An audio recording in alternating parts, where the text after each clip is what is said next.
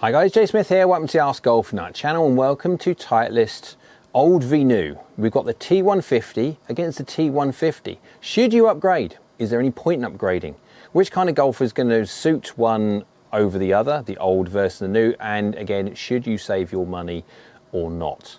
I'm going to be looking at these for looks, feel, performance and forgiveness. Looks and feel, guys, are absolutely subjective. It's my opinion and you score them how you feel. When it comes to performance and forgiveness, though, these are actually objective metrics. We will see which one works better than the other. So looks and feel first, looks-wise. If you can tell me really any difference between these two irons, you're a better person than me. Titleist know how to make nice, clean, professional looking irons. However, I must say they basically look, within reason, identical. I cannot really see much of a difference between these whatsoever. Again, I've got full reviews of these on my channel and we'll look at all the technology differences, etc. Again, I'm not going to go into that one. You can have a look at those ones if you want to on my video listing. When it comes to feel though, these Titleist irons, I first with the 620 CB back some months ago when I tested those out, I was expecting them to be softer than they are. Then I tested the old 2023 T100 and still got the same feeling. I was expecting softer.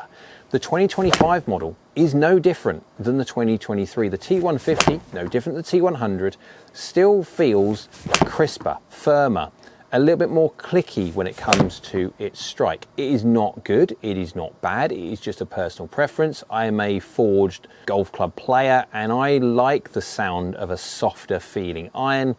Again, it's subjective as my opinion and it really makes no difference. I would score these around about 4 on the looks and 4-ish on the feel. If you're looking at players only, I'd have to score them lower. But if you look at the whole golf clubs, taking game improvement golf clubs in there as well, you'd have to score them higher into a 4 out of 5. But I'd score them 3 out of 5 if we were just talking about players' irons. And now for the objective side, where we look at the performance and the forgiveness. We'll look at the forgiveness first. On the screen, you can see we've got the, if I can get it all on there, you'll see it on there. But on the left-hand side, we've got the 2023 version of the T150. And also on the right-hand side, we have the 2025. Heat maps, you can see there, basically are a measure of ball speed retention. How much ball speed drops off when you don't hit the middle and by how many percent. And so the bigger the green blob, the better. And so that's the whole idea. Now, if you can see a difference between these two, you're generally speaking a little bit better person than me. I would say, if I was being very picky, I'd say that the T150, the 2025, has a slightly better low performance, yet it is marginal. The toe, very much so, slightly better as well, but the T23, if anything, does slightly better from the heel. It's a very small margin. Very, very small margin. I don't think we'll spend too much time when it comes to trying to pull apart the differences on here. I think we'll go straight into the performance side, the radar chart. So on the screen there, you can see the radar chart, no different to the heat maps that you've just saw, and the radar chart and the self-fit tool, which we'll see in a second. All this information is from our website, www.askgolfnut.com, where we've got 100 or so irons on there that people can look at the differences between them. And some golf clubs, I will say, have far more differences than what we've just seen. When you're looking at face speeds, when you look at face spin rates, and also looking at launch factors, loft for loft adjusted, which ones work better than the other. So you can see we've got the Titleist T150 2023 model in the red, and the cyan, we'll call that, we've got the 2025, the T150 2025. And you can see off of the toe, the 2025 model just does slightly better than that of the T150. It is very small. There's not much difference between them whatsoever. As you saw by the heat maps, there is not much difference, and no different when you go to the heel.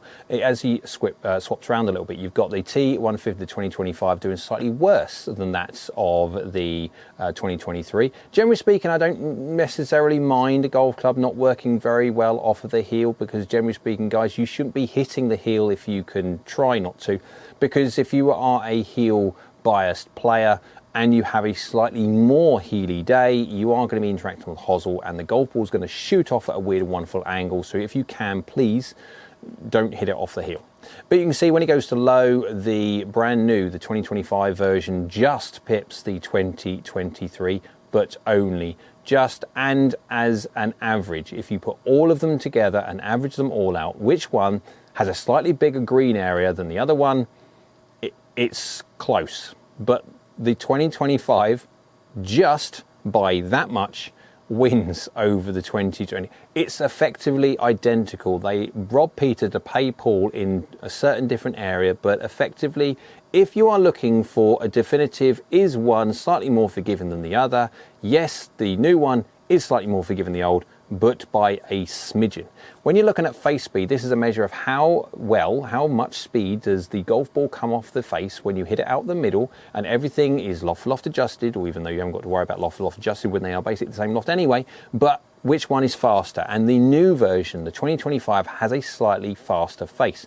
Different to that of the T100 series, where the new one has a slightly slower face than the old one. The T150, the 2025, has a slightly faster face than the old one. Face spin rate, this is how much spin is generated on the golf ball, like for loft, everything's adjusted for being exactly the same. How much does one put spin on the other? And you can see you've got the T150 2023 spins the golf ball slightly better. The whole thing of face speed, face spin rate and launch factor, we'll get into a second, is all very much so golfer specific. Different golfers will want different things. If you are a slow swing speed player, then you are going to need as much face speed as you possibly can do, and you are going to need as much launch factor as you possibly can do, because at slow speed you haven't got the speed to bludgeon the golf ball through the air, and so you need those. When you're looking at a very high swing speed player, for example, they don't need the face speed because they generate speed from their swing speed alone.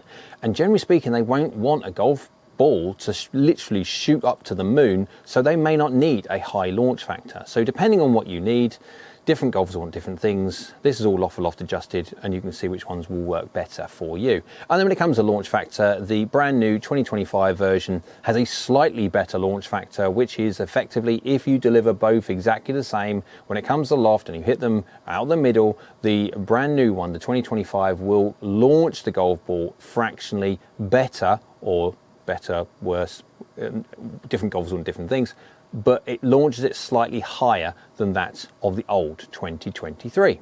So we'll go to the self-fit tool now, where we have a look at how well these golf clubs work at 70, 80 and 90 miles an hour, because we all don't swing at tall speeds. And so we'll have a look. We've got the 7 iron selected, we've got the 2023 in cyan, we've got the yellow is the 2025.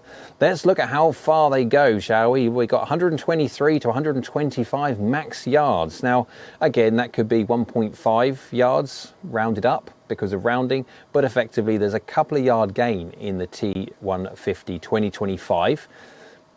2 yard gain, that's it. When you're looking at average carry, the average carry is a measure of how much yardage drop off you get when you don't hit the middle. When you have an average miss, we're saying half an inch, 12.5 or so millimeters off of the middle. How much distance do you lose from those misses? And you can see there the difference between 123 to 118, 125 to 120 is 5. You saw by the radar chart, within reason, average forgiveness, they are both identical. They are so very, very close, and within rounding differences, you are going to lose a very, very similar amount when you don't hit the middle. Peak height 23, 23 and 44 degrees, 44 degrees. There's 0.9 of a degree difference in the descent angle between these two. The winner going to the 2025 version. I wouldn't get too excited over 0.9 of a degree, but it is there. But when you move into, say, 6 irons, you've got 42.3 to 42.4. It's very, very small amounts. Absolutely, at 70 miles an hour, the 6 iron would be the last golf club I would absolutely say to get. Bearing in mind, 42 degrees still doesn't give you that much room. If you mishit it, you're going to not get as much ball speed, you're not going to get as much peak height and carry and descent angle, and you're going to start losing a little bit of control. And 40 degrees is the absolute bare minimum at this slower swing speed that we want to see a golf ball going into a green. So even at 6 iron, I would still be a bit wary, and I'd still want to make sure that you hit decent shots, because if you start hitting them slightly thin, you're going to be losing the descent angle and you're losing control. The ball's going to hit the green, just disappear at the back. So even then, I might even say go into some form of hybrid or a high lofted fairway wood to try and get a bit more wiggle room back.